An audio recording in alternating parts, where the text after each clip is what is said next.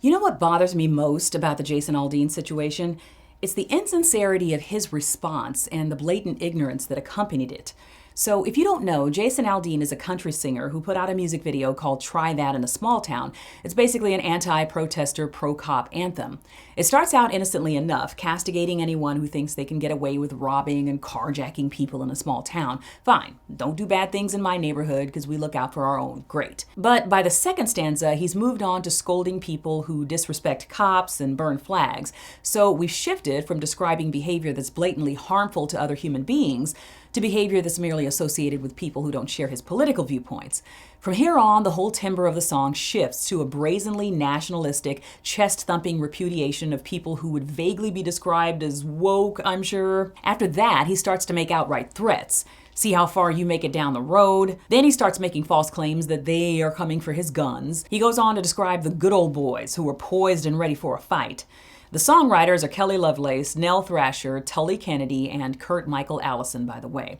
Some of Nashville's finest, I'm sure. The video, which was released on Friday, is even more egregious than the song itself. CMT had to pull it because there were so many complaints. It contains non-stop news footage of protesters being depicted as merely violent, antisocial agitators, making lewd gestures at cops and throwing Molotov cocktails at buildings, a reinforcement of right-wing messaging. And the whole thing is overlaid, of course, with giant, wholesome wheat fields where the good guys hang out, and the American flag is perpetually blowing in the wind. At one point, the video depicts protesters being assaulted by police in riot gear, and one scene even shows protesters being mowed down by a police car. It's a veritable right-wing wet dream. And then you have Aldean and his band trying their best to look like superheroes outside the Maury County Courthouse. The problem is that this courthouse in Columbia, Tennessee has a history of some horrible racial violence dating all the way back to 1927.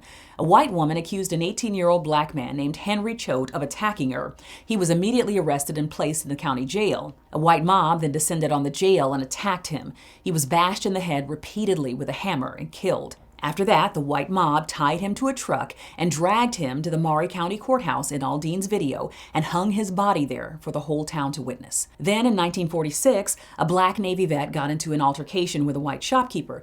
A white mob gathered at the Maury County Courthouse in Aldean's video to threaten the black community.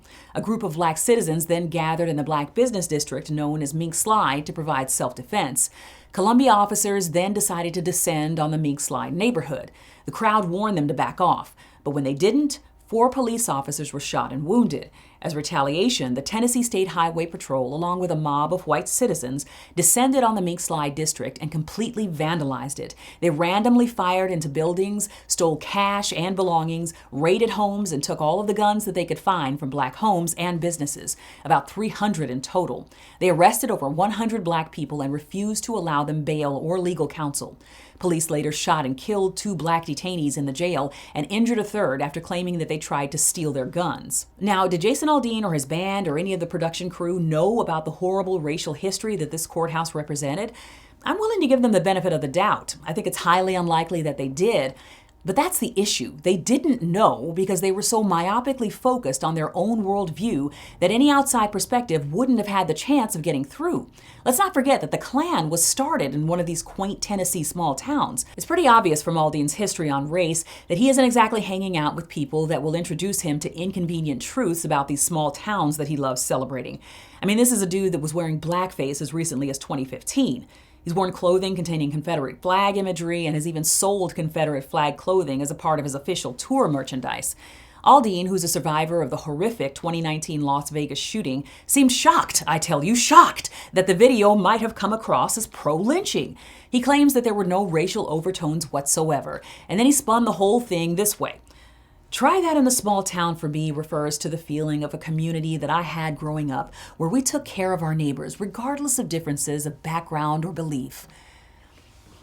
I'm sorry, I must have missed that messaging. I was too busy listening to you make very thinly veiled threats of violence towards anyone who protested police brutality or burned a flag as a political statement. There is such a disconnect between the message that Jason Aldean is putting out there and how he wants to be perceived. And this is the history of soft bigotry and racism in this country. Oh, we're not anti-black. Nothing in that song or video specifically targeted black people, but it didn't have to. He could say and show just enough to get him right up to the line without crossing it, maybe even in his own mind. But looming right there behind him is a not-so-subtle reminder that America's messed up history with race is always present and is unconsciously providing all of the subtext necessary to expose the soft bigotry and racial violence that it refuses to confront.